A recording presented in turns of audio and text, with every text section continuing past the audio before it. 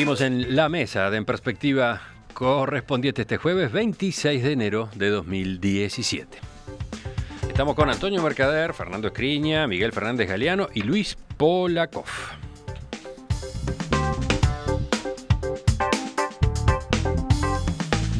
En Estados Unidos, el presidente Donald Trump firmó ayer un decreto sobre refuerzo del control migratorio que contiene la directiva para completar el muro que ya existe hoy en la frontera con México, una de sus más controvertidas promesas de campaña.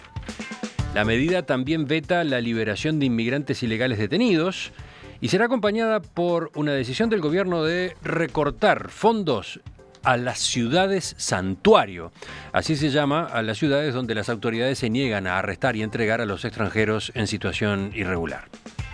En una entrevista con la cadena ABC, Trump explicó que al principio el muro será financiado por Estados Unidos, pero finalmente su costo será reembolsado por México. I'm just telling you there will be a payment. It will be in a form, perhaps a complicated form. And you have to understand what I'm doing is good for the United States. It's also going to be good for Mexico. We want to have a very stable, very solid Mexico. Escucharon, Trump sostiene que esta medida también va a ser positiva para México. Queremos un México sólido y estable, decía Trump. ¿Quién empieza? Bueno, yo creo que la figura del presidente de Estados Unidos va a ser reiteradamente tratada. Hay cola para pegarle, ¿no? A lo largo de varios programas. Respecto del muro, sí, dos cosas. Es uno de los desafíos periodísticos. ¿No? Importante. Sobre todo porque, bueno, hubo una gran distracción en muchos medios con respecto al fenómeno Trump, que llevó a que no se viera factible su triunfo. Sí. Ganó. Y a partir de ese momento Recuerdo cuando acá, en una mesa, dijeron, esto está ganado. Me quedó bien grabado eso. Lo cierto es que ahora estamos en la contraria, ¿no? Siguiendo a Trump minuto a minuto. Sí. Y él a su vez se las ingenia para hacer noticia minuto a minuto, porque ahora mismo, desde que asumió, sí, no para de generar noticias. Acá lo que en el fondo de la pregunta es, ¿los estados tienen derecho a preservar su frontera? La respuesta es sí. ¿Cuál debe ser el instrumento a través del cual se preserva el ingreso y el tránsito de personas y de bienes? Bueno, tiene que estar regulado. La pregunta es, aquí lo que se plantea es poner un obstáculo material para evitar, supuestamente, o para mejor controlar la frontera. Hoy Estados Unidos tiene una cerca de los 3.200, creo que son... Ahí está, de los 3.200 kilómetros de frontera con México, ya hay 1.050 que vienen de la época de Clinton y demás. Yo lo que voy es a la forma como se plantea el tema, a la forma. Esa mezcla de... Trump se ha transformado en una mezcla de guapo de barrio y de sheriff del pueblo, ¿no? Una cosa rara que llevó a obtener votos a través de este discurso que establece un discurso anti-migración mexicana y que determina la construcción de un muro a cargo de México, una cosa que es un poco, yo diría, además de absurda, ofensiva para el pueblo mexicano, porque lo que está provocando es la reacción típica de los populismos de crear un factor de enfrentamiento para reforzar el nacionalismo. De todos modos, hay una simplificación en la información, ¿no? Se dice que Trump impulsa la construcción del muro. Ya está construido. Muro ya hay. Sí, por eso decía. Muro y valla, ¿no? Hay dos formatos, pero sí, ya existe. Incluso el muro avanzó en los años de Obama también, ¿no? Sí, hasta 1.120 kilómetros. Aquí hay dos temas que me parece importante. Uno es el deseo del presidente de Estados Unidos de empezar a cumplir rápidamente algunas medidas de las más controversiales, digamos, que él planteó en su campaña, y en las cuales juegan temas muy importantes, como es en Estados Unidos en este momento hay una desocupación reconocida en torno al 5%, que es un factor que incide, digamos, en las decisiones de las personas que evidentemente lo votaron. Cuando él habla, dice, voy a construir un muro de 4.000 metros y va a gastar, como dice ahí en el diario, 40.000 millones de dólares, dice, bueno, ¿cuánto trabajo puedo generar? Porque el centro de su campaña y que le permitió ganar algunos estados, digamos, donde el problema de la desocupación es muy grande, porque una ciudad santuario es San Francisco, pero hoy San Francisco es una realidad totalmente distinta, donde hay la alta tecnología, donde hay trabajo, donde hay posibilidades. Pero en los lugares donde él votó muy bien, fue en los lugares donde hay grandes dificultades para conseguir trabajo, y donde, por ejemplo, les pongo un caso, la balanza comercial entre Estados Unidos y México es favorable a México en más de 60.000 millones de dólares, es más que el PBI de Uruguay. El dinero que envían los mexicanos reembolsos a México las remesas son más de 25.000 millones de dólares. Cifras que evidentemente cuando pensamos en la dimensión de Uruguay son dimensiones pequeñas. Entonces, ¿él qué dice? Dijo en su empresa, los hoteles Trump no se construyen más en el exterior, los voy a construir adentro en los lugares que no hay. O sea, digo, evidentemente, digamos, él está cumpliendo con una estrategia que sectores muy importantes, especialmente de esas ciudades santuarios, por ejemplo, hablando de San Francisco, donde el tema de la ecología pesa, dicen, no, yo me voy a construir unos oleoductos que pueden afectar el medio ambiente, y no le importa. O sea, realmente nosotros, digamos, estamos preocupados por eso, y por eso que coinciden muchas cosas con Putin, que tampoco le está importando los temas del medio ambiente, que a otros sectores de la población le importan. El costo del muro que recién mencionaba Luis aparece, por ejemplo, hoy en una nota del diario El País que responde varias preguntas sobre el tema del muro.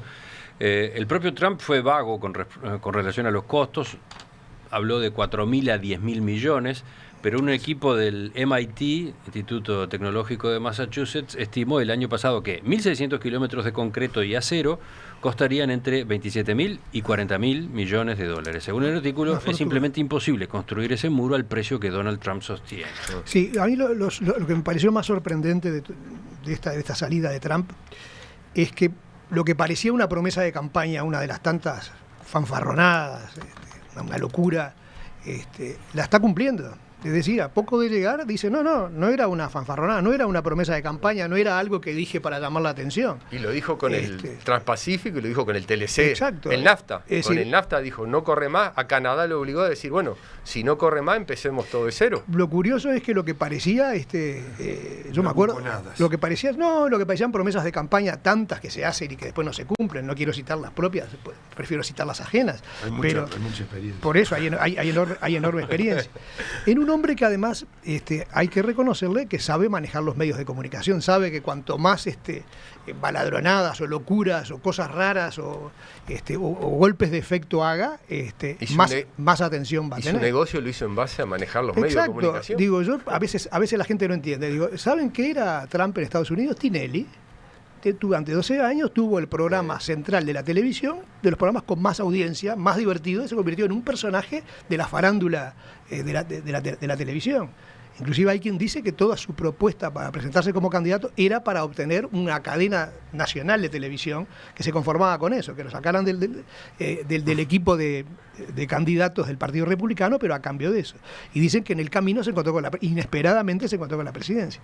Pero digo, lo llamativo es que parece dispuesto a cumplir, y esta señal que da con la construcción del muro es exactamente eso, es una imagen de un país cerrado, un Estados Unidos cerrado. Levanta un muro para cerrarse, no solo ante México. Trump lo que está proponiendo es cerrarse ante el mundo, y eso es lo grave, ¿no? El cierre ante el mundo. Sí. Lo curioso es que en el Uruguay hay sectores que están preocupados porque ahora Estados Unidos no quiere TLC. De los TLC que no queríamos firmar. Sí. Es curioso. El PIT-CNT está de acuerdo con el PIT-CNT.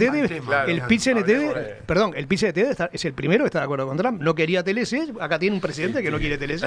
Yo me parece que volvemos al muro. El tema Trump es lo suficientemente importante para no seguir viéndolo casuísticamente o banalizándolo. Creo que si algo ha pasado con el tema Trump es la banalización del mal. Del mal. En el caso este. Y yo creo que es un tema delicado porque sin ningún catastrofismo ni alarmismo, realmente el cumplimiento, la profecía autocumplida, en este caso tiene riesgos políticos, ideológicos, muy importantes, y de confrontación muy importantes, y de atentado a la convivencia. Por ejemplo, el muro intenta frenar la migración en el momento que hay mínimos históricos en los últimos 15 años de migración.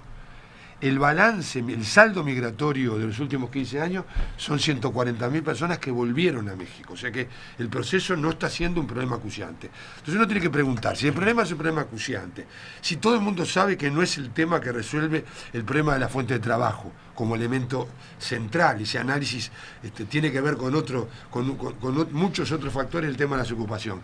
¿Cuál es el objetivo del muro? Es el objetivo comunicacional, ideológico, de humillar, de volver al sueño americano. Yo no me animo, hay gente que empieza a decir que es fascismo. Yo creo que hay que ir despacio en esto. Populismo, es un populismo reaccionario, ultranacionalista, que apela a los sentimientos más reaccionarios de una parte de la sociedad americana y que se nutre del descrédito de la política tradicional. Bueno, y si se lleva a la práctica, es también una medida de generación de empleo y de movilización de la economía de Estados Unidos, ¿no? Él está tratando de llevar adelante lo que ahora, él ¿qué opina. pasa? Las contradicciones, ¿cuál es el problema? Que el hombre no tiene la correlación de fuerzas lisa. Tiene un contexto muy distinto al que con el cual emergieron algunas amenazas en el siglo pasado.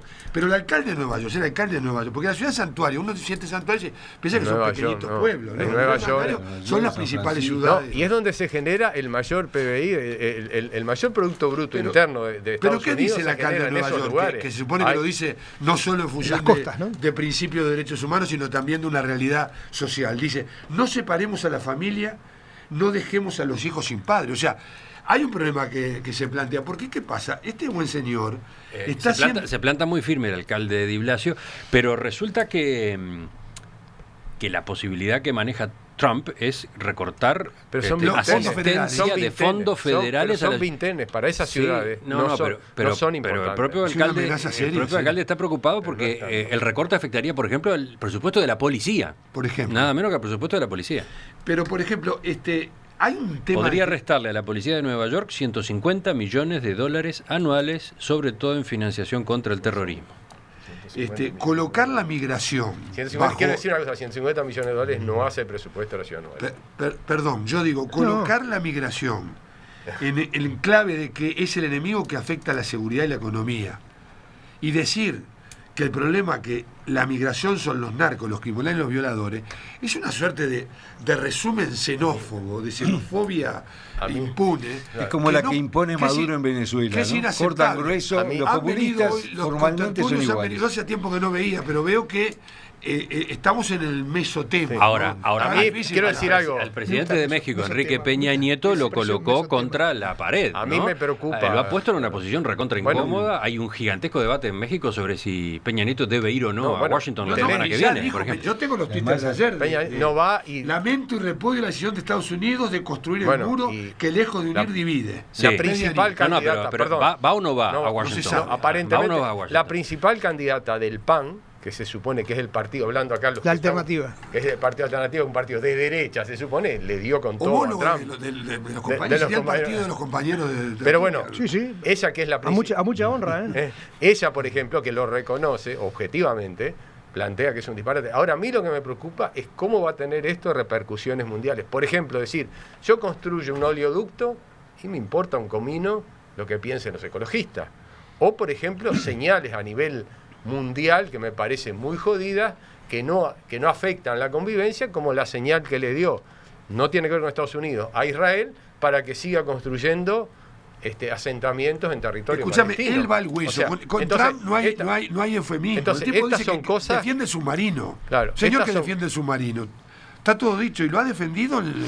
Estas son cosas, estas son cosas que, digamos, que a mí me preocupan por dos temas. O sea, el futuro de la humanidad, el tema, digamos, del medio ambiente y la visión que se tenga sobre eso es importante, y tenés evidentemente dos presidentes en dos países muy importantes y en algún otro país también que es el más grande del mundo, que también el tema del medio ambiente no es un tema hoy prioritario y que se ha olvidado. Y tenemos un tema que, ¿cuál va a ser el comportamiento ante todas estas famosas guerras que existen en el mundo, digamos, famosas guerras de baja intensidad, que evidentemente favorecen la economía de Estados Unidos porque la industria armamentista se favorece, pero afectan la vida de millones de personas. Si uno analiza las formalidades de los populismos, todos son exactamente iguales. Primero, critican a los partidos políticos, no creen en la democracia representativa y la sustituyen por la democracia participativa, esa que a través de ese Twitter, esa comunicación directa con el pueblo. Es decir, los políticos no representan a nadie.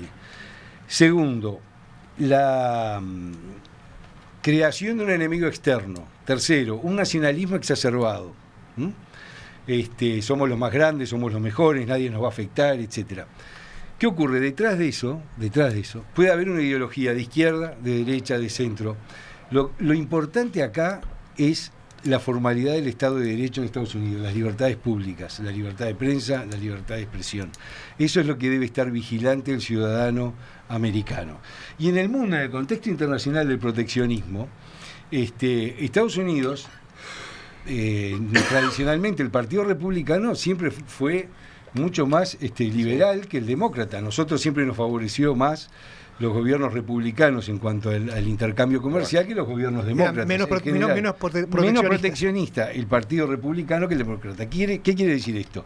Que las mayorías parlamentarias para lograr muchas medidas proteccionistas quizá no estén.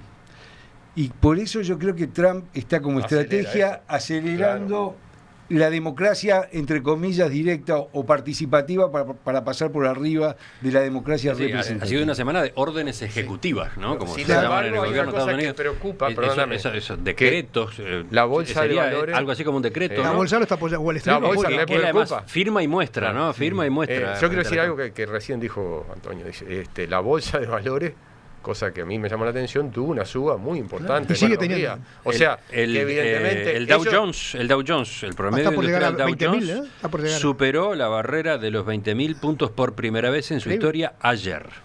O sea que estos temas, Presidente ejecutivo. o sea, Sí, son sí, temas sí. que pesan, Sí. digamos, a la hora de definir. Y bueno, hay que ver, también tenemos que ver cómo nos afecta a un país pequeño como es el nuestro. Habrá digamos. que ver. Yo quiero volver al tema, un momento al tema del muro, que no sirve para nada. Es decir, cualquiera que conozca la zona o que haya leído algo sobre... O el que recorre, yo he recorrido eso, claro, sabe que en esos 3.000 kilómetros la gente entra y sale por donde quiere. La cantidad de túneles que hay. Yo tengo un caso personal de alguien que quería entrar legalmente a Estados Unidos y trató de sacar su visa a la Ciudad de México. No se la dieron. Trabajaba en Estados Unidos. Era ilegal. Se fue a México con todos los argumentos y todo para convertirse en legal, para que la embajada norteamericana le diera el visado. No lo logró. A la semana estaba de vuelta en Nueva York. Y yo me acuerdo que le pregunté, digo, ¿pero cómo hiciste para entrar? Me dijo, con $5.000 No, se entra fácilmente, se pasa sin ningún problema. Pero Entonces, claro, digo, es no, real. Acá hay un tema que me parece que es una lástima que si quiere generar trabajo, lo genere construyendo un muro, ¿no? La verdad. Porque en realidad, en la época de Roosevelt, el Estado generó trabajo construyendo represas y haciendo cuestiones que servían a la vida de la gente. Acá la duda... Bueno, Trump también anuncia infraestructura, obras de infraestructura de todos los colores. Sí, pero mientras las obras de infraestructura, sea hacer oleoductos y gasoductos, digamos, y toda una serie de medidas que favorecen... Cuando uno mira la composición del gobierno de Trump y los principales cargos, evidentemente uno tiene una idea de hacia dónde van a ir.